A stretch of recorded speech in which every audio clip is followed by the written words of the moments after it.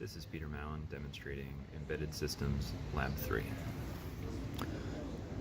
This lab explores interrupts on the Zynq chip. So the LEDs are supposed to do different things based on which buttons are pressed.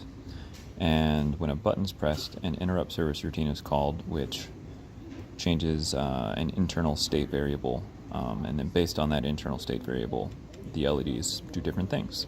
So when no buttons are pressed, the LEDs just increment by 1, and then until they get up to 16 and then or 15 and then roll over. If button 0 is pressed, then all of the LEDs light up and the count is halted. If button 3 is pressed, if button 3 is pressed, then the LEDs turn off, but the count continues in the background. So it was like on 2 when I pressed the button, so it counted all the way up to 10 in that little clip. Button 1, the first time button 1 is pressed, it increments by 1.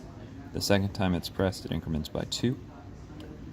And then if you press it again, it increments by 1, and then by 2, and just repeats. Every other push, every other press, it'll increment by 1, then by 2, then by 1, then by 2, etc. Button 2 is similar, but instead of incrementing, it decrements by 1, and then decrements by 2. And then decrements by 1, and decrements by 2. And if more than one button is pressed, an error code flashes. And it just flashes 6, 9, 6, 9. Yeah.